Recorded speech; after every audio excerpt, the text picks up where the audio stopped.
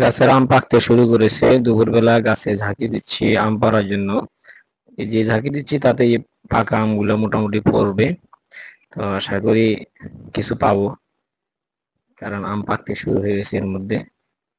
আলহামদুলিল্লাহ বেশ কয়েকটা পড়েছে। যে আমগুলো একসাথে জড়ো করছি, আপনাদের দিয়ে দেখানোর চেষ্টা করতেছি।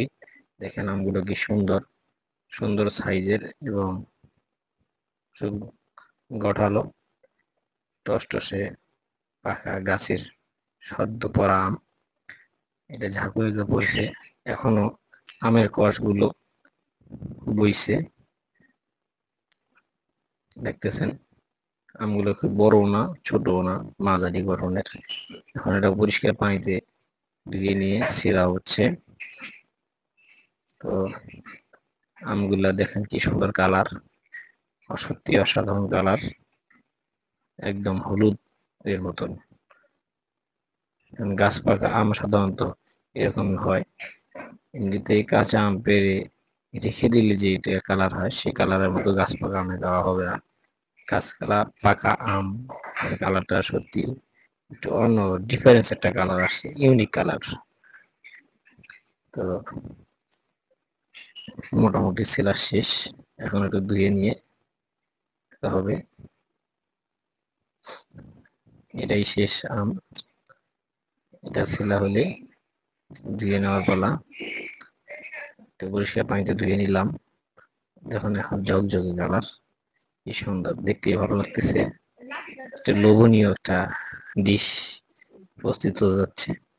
এখন আমগুলাকে কেটে নেওয়া হচ্ছে,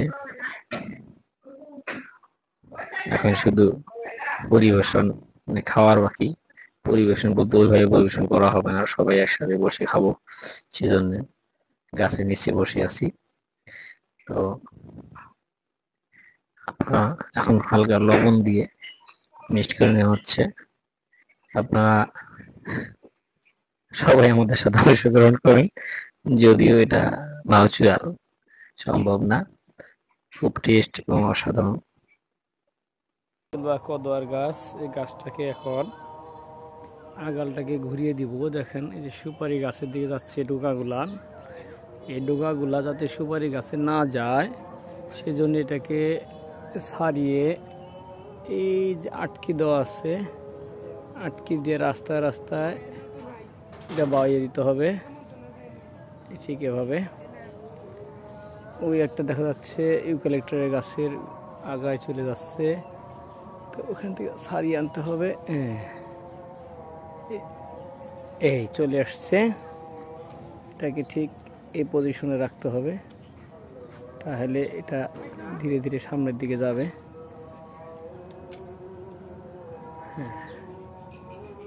এই ডোকাটাকেও ওই পজিশনেই দিতে হবে। এটা এভাবে দিয়ে আটকে দিলাম। ও মাই গড, দেখেন কিভাবে মশা আসছে। হ্যাঁ, কাজ করতেছি, কাজের ভাগে মশা চলে আসছে।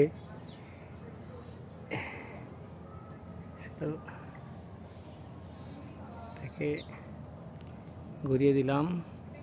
এবার এই ডোকাটার পালা। দেখেন এই যে গাছের সাথে কিভাবে নিজে লতা দিয়ে আষ্টে পৃষ্ঠে বেঁধে রেখেছে, যাতে সে উড়ে না যায় বা ছুটে না যায়। তাই আমি লতাগুলো আস্তে করে ছাড়িয়ে নিচ্ছি। দেখেন কীভাবে আষ্টে পৃষ্ঠে বেঁধে রেখেছে, এটাকে আমি ছাড়িয়ে নিব এখন আস্তে আস্তে।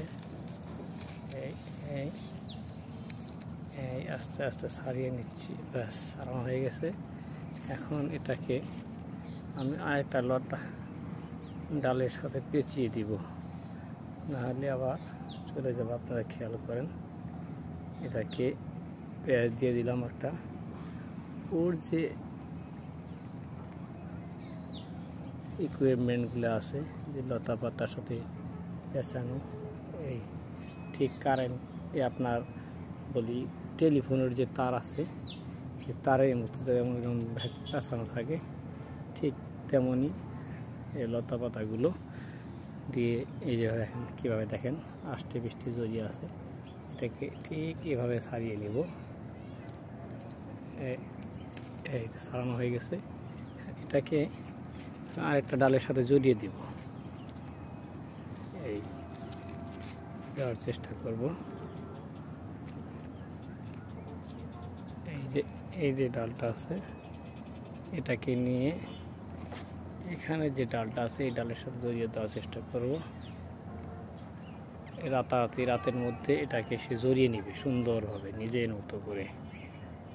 এই দুটা পেঁয়াজ দিয়ে রেখে দিলাম, দেখবেন রাত্রের মধ্যে সে নিজের যে কারিশমা আছে, তার যে বৈশিষ্ট্য আছে, সে বৈশিষ্ট্যের মধ্য দিয়ে সুন্দরভাবে লতাগুলো জড়িয়ে রাখবে। সুপারি গাছ থেকে ছাড়িয়ে নিচ্ছি, সুপারি গাছ থেকে ছাড়িয়ে নিচ্ছি।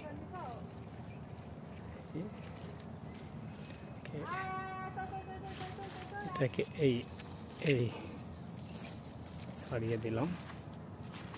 এখন মোটামুটি প্রত্যেকটাই দেখেন, প্রত্যেকটা ডগা একদিকে ওয়ান ওয়েতে আছে। এখন একটা কাজ হবে, এটাকে আস্তে আস্তে এই কঞ্চাগুলোর মধ্যে দিয়ে জাংলিতে গিয়ে পৌঁছানো।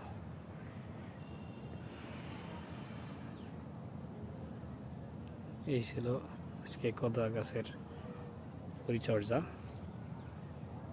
আল্লাহ হাফিজ।